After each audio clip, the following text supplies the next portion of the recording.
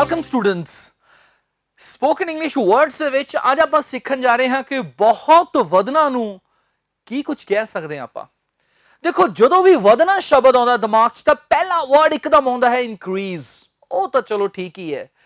ਤਾਂ ਜੇ ਬਹੁਤ ਵਧਣ ਦੀ ਤੁਸੀਂ ਇੰਗਲਿਸ਼ ਲਿਖਣੀ ਹੋਵੇ ਜੋ ਕਿ ਸਪੋਕਨ ਦੇ ਵਿੱਚ ਆਮ ਤੌਰ ਤੇ ਅਸੀਂ ਯੂਜ਼ ਕਰਦੇ ਹਾਂ ਤਾਂ ਇੱਥੇ ਮੈਂ ਤੁਹਾਨੂੰ 3 ਨਵੇਂ ਵਰਡਸ ਸਿਖਾਉਣ ਜਾ ਰਿਹਾ ਹਾਂ।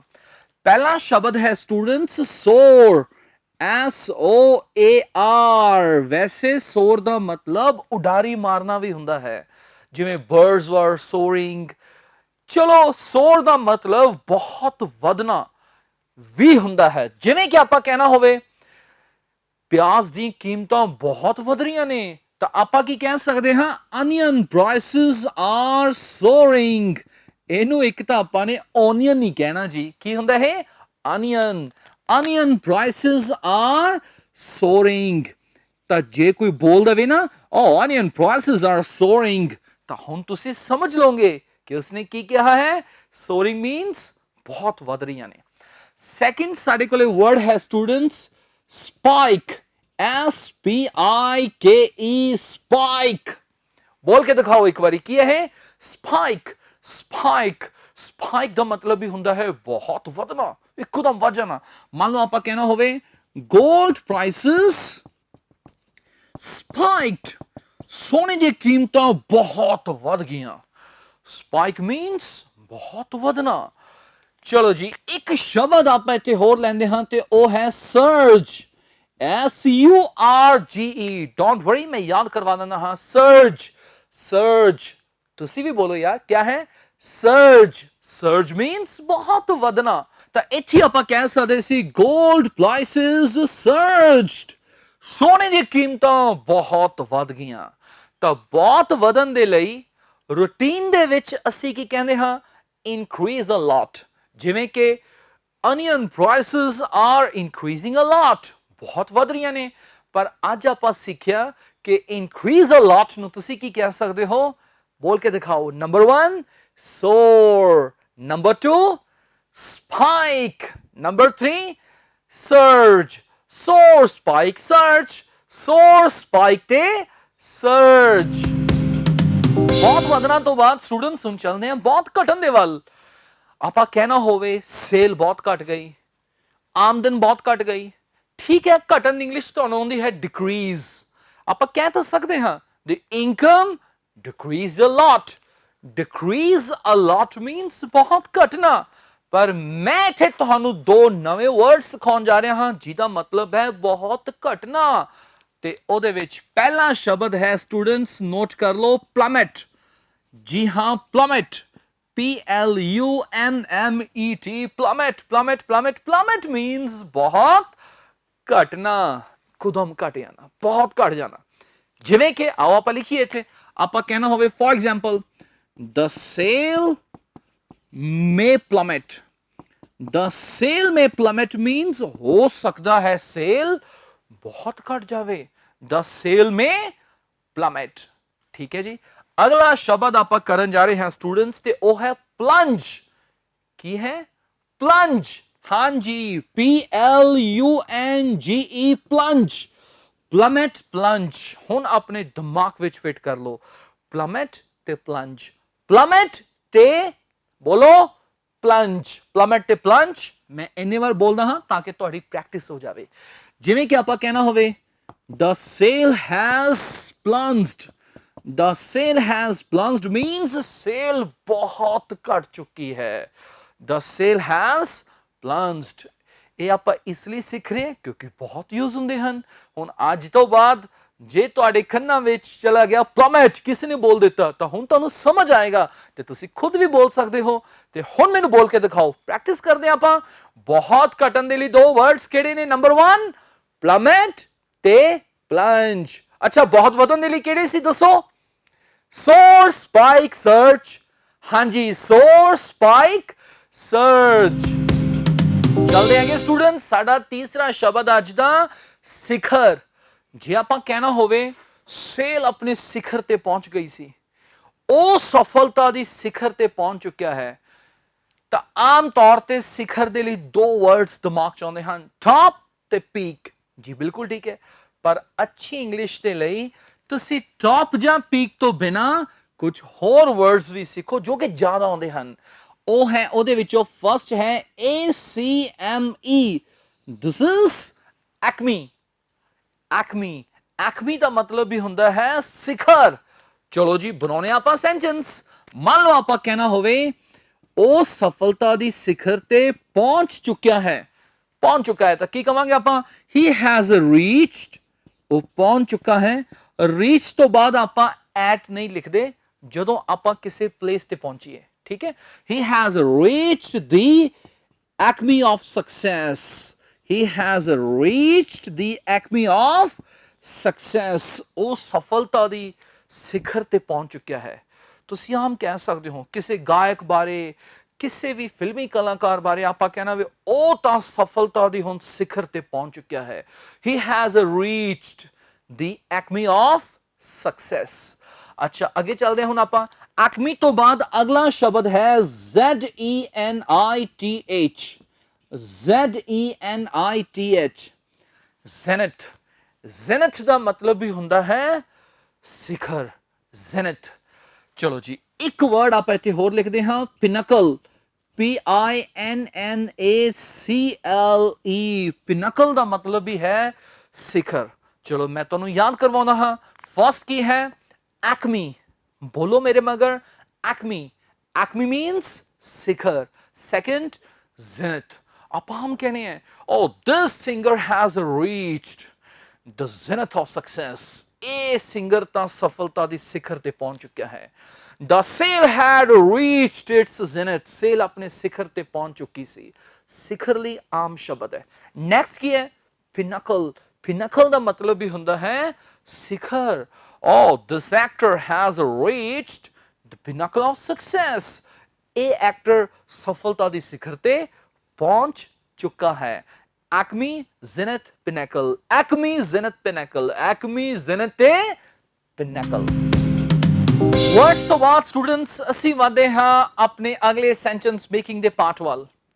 ਜਦੋਂ ਆਪਾਂ ਇਹ ਕਹਿਣਾ ਹੋਵੇ ਕਿਸੇ ਨੂੰ ਕਿ ਤੈਨੂੰ ਬੋਲਣ ਦੀ ਲੋੜ ਨਹੀਂ ਹੈ, ਉਸ ਨੂੰ ਖੇਡਣ ਦੀ ਲੋੜ ਨਹੀਂ ਹੈ, ਉਹਨਾਂ ਨੂੰ ਇੱਥੇ ਆਉਣ ਦੀ ਲੋੜ ਨਹੀਂ ਹੈ, ਜਦੋਂ ਆਪਾਂ ਇਹ ਕਹਿਣਾ ਹੋਵੇ ਕਿ ਕਿਸੇ ਨੂੰ ਕੋਈ ਕੰਮ ਕਰਨ ਦੀ ਲੋੜ ਨਹੀਂ ਹੈ, ਤਾਂ ਇਹਨੂੰ ਆਪਾਂ ਸਪੋਕਨ ਇੰਗਲਿਸ਼ ਦੇ ਵਿੱਚ ਵਧੀਆ ਤਰੀਕੇ ਨਾਲ ਕਿਵੇਂ ਕਵਾਂਗੇ?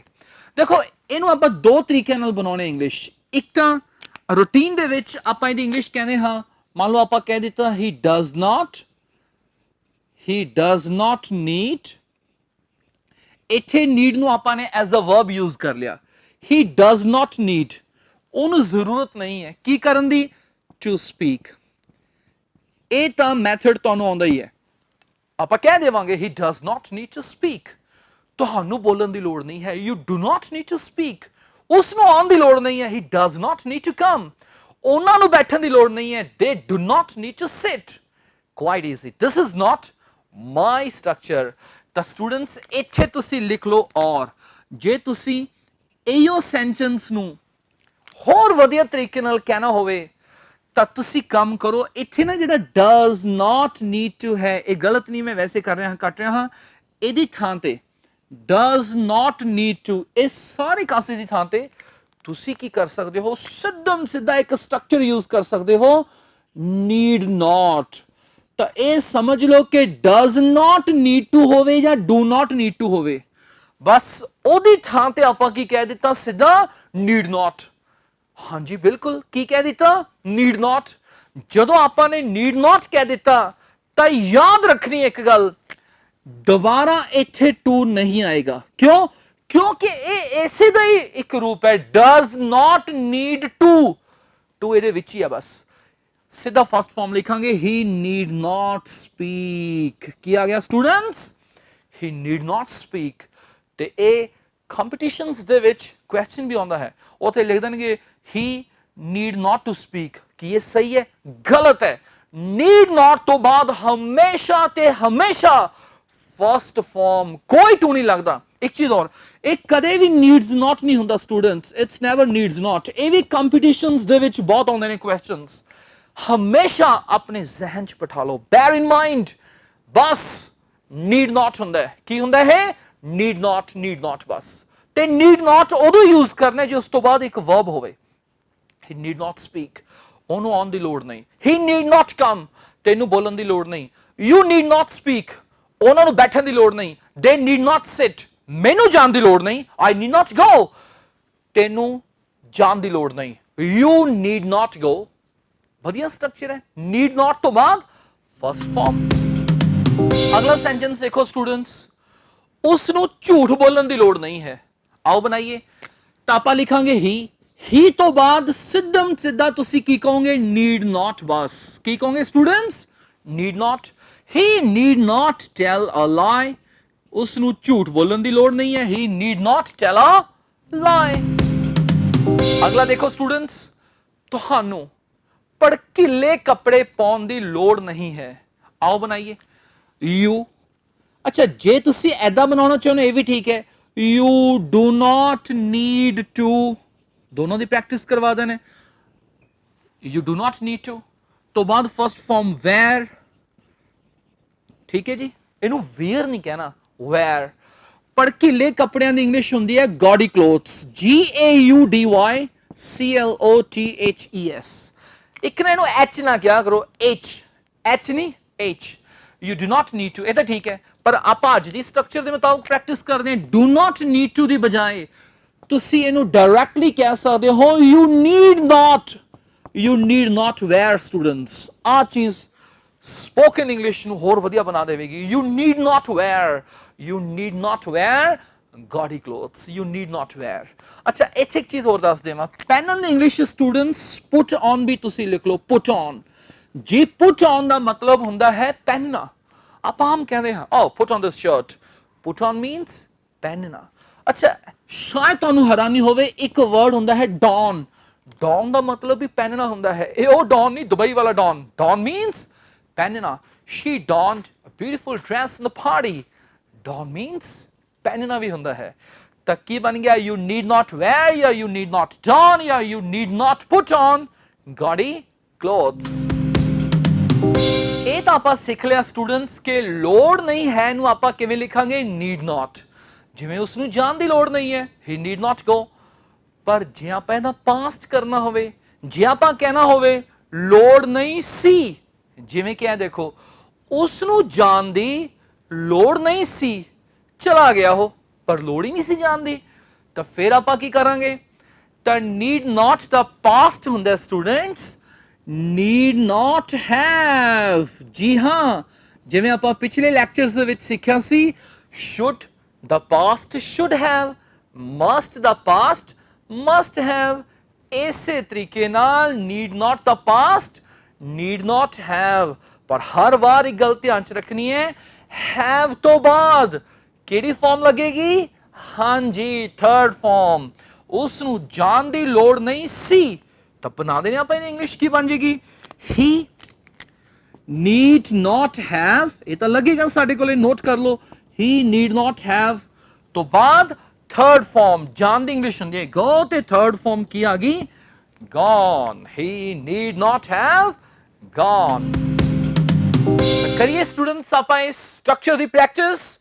ਸਾਡਾ ਵਾਕ ਹੈ ਅਗਲਾ, ਸਰਕਾਰ ਨੂੰ ਇੱਕ ਨਵਾਂ ਟੈਕਸ ਲਗਾਉਣ ਦੀ ਲੋੜ ਨਹੀਂ ਸੀ, ਲਗਾਤਾ ਪਰ ਲੋੜ ਹੀ ਨਹੀਂ ਸੀ, ਤਾਂ ਆਪਾਂ ਕੀ ਕਵਾਂਗੇ? ਗਵਰਨਮੈਂਟ।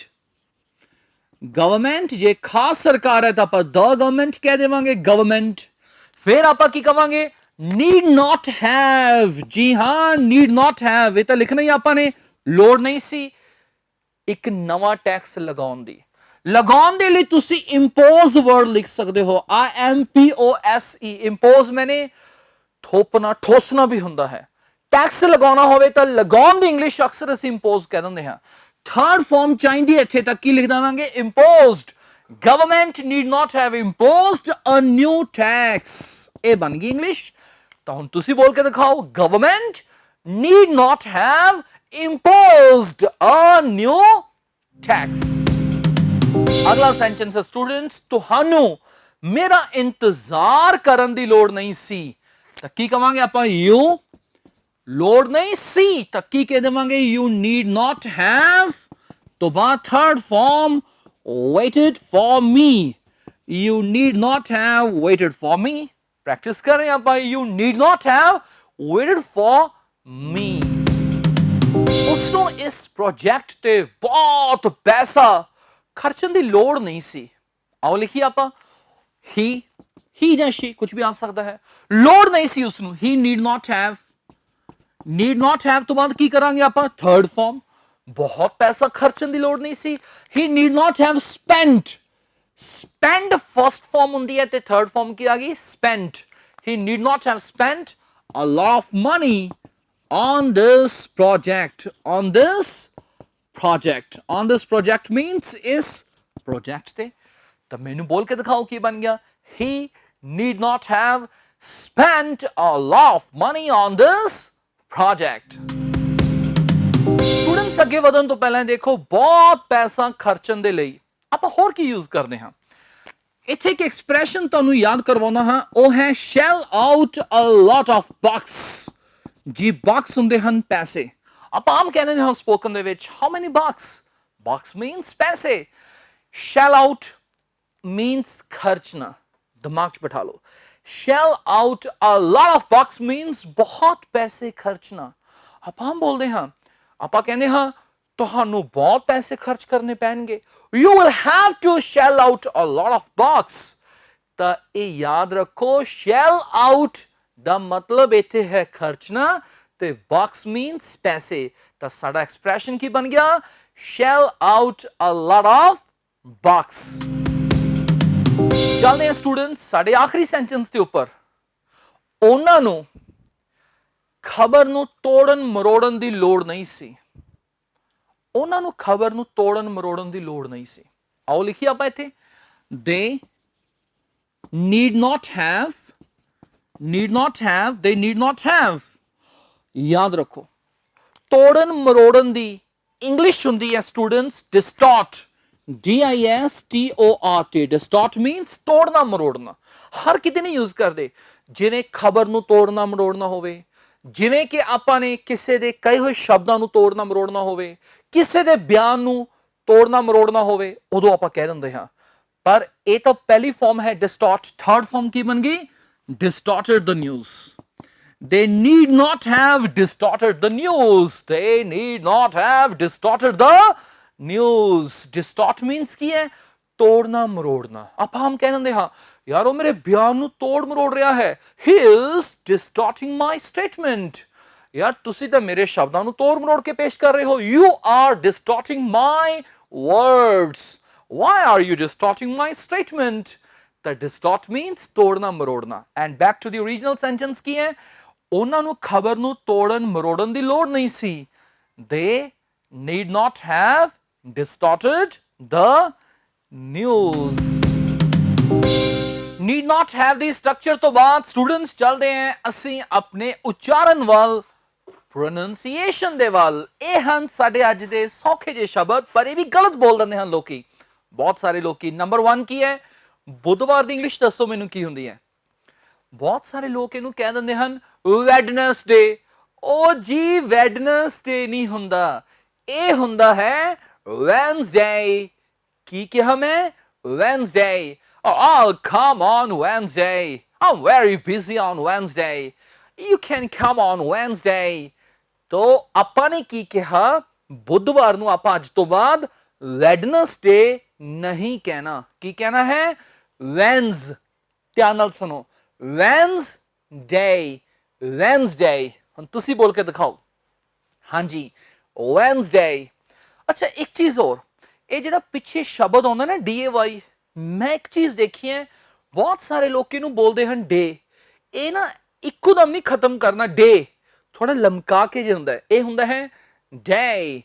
ਜਿਵੇਂ ਕਿ ਆਹ ਸ਼ਬਦ ਆ ਸਾਡਾ ਅੱਜ ਦਾ, ਅੱਜ ਦੀ ਇੰਗਲਿਸ਼ ਆਪਾਂ ਆਮ ਤੌਰ ਤੇ ਕੀ ਬੋਲ ਦਿੰਦੇ ਨੇ, ਟੂਡੇ। ਹਾਂ ਜੀ today, you can come today. ਨਹੀਂ, ਟੂਡੇ ਨਹੀਂ, today, you can come today. I am very busy today, are you busy today. Today नहीं, सही की है today, today। I think it's clear। ਤਾਂ ਇਸੇ ਤਰੀਕੇ ਨਾਲ ਇਹਨੂੰ ਵੀ ਆਪਾਂ ਇੱਕੋਦਮ ਨਹੀਂ ਖਤਮ ਕਰਨਾ। ਸੰਡੇ ਆਪਾਂ ਕਹਿੰਦੇ ਹਾਂ ਆਪਾਂ ਖੇਡਾਂਗੇ ਸੰਡੇ ਨੂੰ, ਠੀਕ ਹੈ, ਪੰਜਾਬੀ ਚ ਹਿੰਦੀ ਚ it's okay, but when it comes to English ਇਹਨੂੰ ਇੱਕੋਦਮ ਨਹੀਂ ਕਹਿਣਾ ਸੰਡੇ, ਇਹ ਹੈ Sunday. Oh, we can play on Sunday. Oh, we all will play on Sunday. Day ਨਹੀਂ day, ਤੇ ਇਹ ਕੀ ਹੈ Monday, ਨਾ ਕਿ Monday, ਇੱਕੋਦਮ ਨਹੀਂ ਖਤਮ ਕਰਨਾ। ਚਲੋ ਇੱਥੇ ਤੁਹਾਨੂੰ ਇੱਕ ਬੜੀ ਇੰਟਰਸਟਿੰਗ ਜੀ ਚੀਜ਼ ਦੱਸਦਾ ਹਾਂ। ਅਮਰੀਕਾ ਦੇ ਕੁਝ ਖੇਤਰਾਂ ਵਿੱਚ in some parts of the US ਤੁਹਾਨੂੰ ਪਤਾ ਹੈ ਸੰਡੇ ਮੰਡੇ ਨੂੰ ਪਤਾ ਕੀ ਬੋਲਦੇ ਨੇ, ਉਹ ਕੁਝ ਹਿੱਸਿਆਂ ਦੇ ਵਿੱਚ ਉਹਨੂੰ ਬੋਲਦੇ ਨੇ ਸੰਡੀ ਮੰਡੀ। ਜੀ ਹਾਂ, ਸੰਡੀ ਮੰਡੀ ਅਮਰੀਕਾ ਦੇ ਵਿੱਚ ਬੋਲਦੇ ਨੇ ਕੁਝ ਹਿੱਸਿਆਂ ਦੇ ਵਿੱਚ। ਮੰਨ ਲਓ ਉਹਨਾਂ ਨੇ ਕਹਿਣਾ ਹੋਵੇ ਮੈਂ ਸੰਡੇ ਨੂੰ ਖੇਡੂੰਗਾ, ਤਾਂ ਉਹ ਕੀ ਕਹਿਣਗੇ I'll play on Sunday, ਮੈਂ ਸੰਡੇ ਨੂੰ ਖੇਡੂੰਗਾ I'll play on Sunday। ਕਿਸੇ ਨੇ ਕਹਿਣਾ ਹੋਵੇ ਤੂੰ ਮੰਡੀ ਨੂੰ ਆ ਜੀ, ਮਤਲਬ ਮੰਡੇ ਨੂੰ ਆ ਜੀ, ਸੋਮਵਾਰ ਨੂੰ ਆ ਜੀ, ਉਹ ਇਹ ਕਹਿ ਸਕਦੇ ਨੇ you can come on Monday। ਤੁਸੀਂ ਕਹੋਗੇ ਮੰਡੀ, ਕਿਹੜੀ ਮੰਡੀ? ਮੰਡੀ ਤਾਂ ਸਾਡੇ ਦੇਸ਼ 'ਚ ਹੁੰਦੀਆਂ ਨੇ। ਅੱਛਾ, ਤੁਹਾਡੇ ਦੇਸ਼ 'ਚ ਵੀ ਮੰਡੀਆਂ ਹੋਣ ਲੱਗ ਗਈਆਂ? ਨਹੀਂ, ਇਹ ਉਹ ਵਾਲੀ ਮੰਡੀ ਨਹੀਂ ਜਿਹੜੀ ਆਪਣੇ ਇੱਥੇ ਮੰਡੀ ਹੁੰਦੀ ਹੈ। ਅਸਲ ਦੇ ਵਿੱਚ ਮੰਡੀ ਦਾ ਮਤਲਬ ਹੈ ਮੰਡੇ, ਬਟ ਅਮਰੀਕਾ ਦੇ ਕੁਝ ਹਿੱਸਿਆਂ ਦੇ ਵਿੱਚ ਕਿਹਾ ਜਾਂਦਾ ਹੈ। ਤਾਂ ਮੈਂ ਫੇਰ ਕਹਿ ਦੇਵਾਂ ਇਹਨੂੰ ਅਮਰੀਕਾ ਦੇ ਵਿੱਚ ਸੰਡੀ ਮੰਡੀ ਵੀ ਕਿਹਾ ਜਾਂਦਾ ਹੈ ਇਨ ਸਮ ਪਾਰਟਸ ਦੇ ਵਿੱਚ। ਅਗਲਾ ਵਰਡ ਕਿਹੜਾ ਸਾਡੇ ਕੋਲੇ? ਦਰੀ ਜਾਂ ਗਲੀਚੇ ਦੀ ਇੰਗਲਿਸ਼ ਕੀ ਹੁੰਦੀ ਹੈ? ਕਾਰਪੈਟ ਕਹਿ ਦਿੰਦੇ ਹਨ ਲੋਕੀ ਇਹਨੂੰ ਬਹੁਤ ਸਾਰੇ। ਕਾਰਪੈਟ ਨਹੀਂ, ਕਾਰਪੈਟ। ਕਾਰਪੈਟ ਨਹੀਂ, ਕਾਰਪੈਟ। PET ਲਿਖਿਆ ਹੈ, ਠੀਕ ਹੈ, ਪਰ ਇਹਨੂੰ ਪੈਟ ਨਹੀਂ ਕਹਿਣਾ, ਪਿਟ, carpet. Oh, there is no carpet. I want a red carpet here. ਮੈਨੂੰ ਇੱਥੇ ਲਾਲ ਗਲੀਚਾ ਚਾਹੀਦਾ ਹੈ। I want a red carpet here, ਨਾ ਕਿ I want a red carpet here। ਨਹੀਂ, ਕਾਰਪੈਟ। ਚਲੋ ਇੱਥੇ ਇੱਕ ਚੀਜ਼ ਹੋਰ ਦੱਸਦਾ ਹਾਂ। ਇਹ ਸ਼ਬਦ ਤੁਹਾਨੂੰ ਰੋਡਸ ਦੇ ਨਾਲ ਵੀ ਲੱਗਿਆ ਮਿਲੇਗਾ, ਰੋਡਸ ਦੇ ਨਾਲ, ਸੜਕਾਂ ਦੇ ਨਾਲ। ਜਦੋਂ ਸੜਕ ਨੂੰ ਬਣਾਉਣਾ ਹੋਵੇ, ਠੀਕ ਹੈ, ਬਣਾਉਣ ਦੀ ਇੰਗਲਿਸ਼ ਆਪਾਂ ਮੇਕ ਕਹਿ ਦਿੰਦੇ ਹਾਂ, ਪਰ ਸੜਕ ਬਣਦੀ ਕਿਵੇਂ ਆ? ਸੜਕ ਇਸ ਤਰ੍ਹਾਂ ਬਣਦੀ ਹੈ। ਤਾਂ ਸੜਕ ਨੂੰ ਬਣਾਉਣ ਦੇ ਲਈ ਕਾਰਪੈਟ ਸ਼ਬਦ ਦਾ ਵੀ ਇਸਤੇਮਾਲ ਕੀਤਾ ਜਾਂਦਾ ਹੈ। ਜਿਵੇਂ ਆਪਾਂ ਕਹਿਣਾ ਹੋਵੇ ਨਵੀਆਂ ਸੜਕਾਂ ਬਣਾਈਆਂ ਜਾਣਗੀਆਂ, ਇੱਕ ਤਾਂ ਆਪਾਂ ਕਵਾਂਗੇ new roads will be made. What else? ਆਪਾਂ ਇਹ ਵੀ ਕਹਿ ਸਕਦੇ ਹਾਂ new roads will be carpeted. New roads will be carpeted, ਨਵੀਆਂ ਸੜਕਾਂ ਵਿਛਾਈਆਂ ਜਾਣਗੀਆਂ। ਮਤਲਬ ਵਿਛਾਉਣਾ ਮੀਨਸ ਬਣਾਉਣਾ। ਚਲੋ ਇੱਥੇ ਆਪਾਂ ਲਿਖ ਵੀ ਲੈਣੇ ਇੱਕ ਸੈਂਟੈਂਸ। ਲਿਖੋ, ਮੰਨ ਲਓ ਆਪਾਂ ਕਹਿਣਾ ਹੋਵੇ government is going to, note ਕਰ ਲਓ students, government is going to carpet new roads। ਸਰਕਾਰ ਨਵੀਆਂ ਸੜਕਾਂ ਵਿਛਾਉਣ ਜਾ ਰਹੀ ਹੈ, ਮਤਲਬ ਬਣਾਉਣ ਜਾ ਰਹੀ ਹੈ। ਤਾਂ ਆਓ ਆਪਾਂ ਇੱਕ ਵਾਰੀ ਕਰੀਏ ਰਿਵੀਜ਼ਨ। ਬੁੱਧਵਾਰ ਦੀ ਇੰਗਲਿਸ਼ ਵੈਡਨਸਡੇ ਨਹੀਂ, ਵੈਨਸਡੇ। ਅੱਜ ਦੀ ਇੰਗਲਿਸ਼ ਟੁਡੇ। ਐਤਵਾਰ ਨੂੰ ਸੰਡੇ ਜਾਂ ਅਮਰੀਕਾ 'ਚ ਸੰਡੇ। ਕੀ ਇਹ? ਮੰਡੇ ਜਾਂ ਅਮਰੀਕਾ 'ਚ ਮੰਡੀ। ਤੇ ਇਹਨੂੰ ਚਾਹੇ ਅਮਰੀਕਾ ਚਾਹੇ ਇੰਡੀਆ ਕਿਤੇ ਵੀ ਇਹਨੂੰ ਆਪਾਂ ਨੇ ਕਾਰਪੈਟ ਨਹੀਂ ਕਹਿਣਾ। ਕੀ ਕਹਿਣਾ ਹੈ? Carpet. And thank you very much.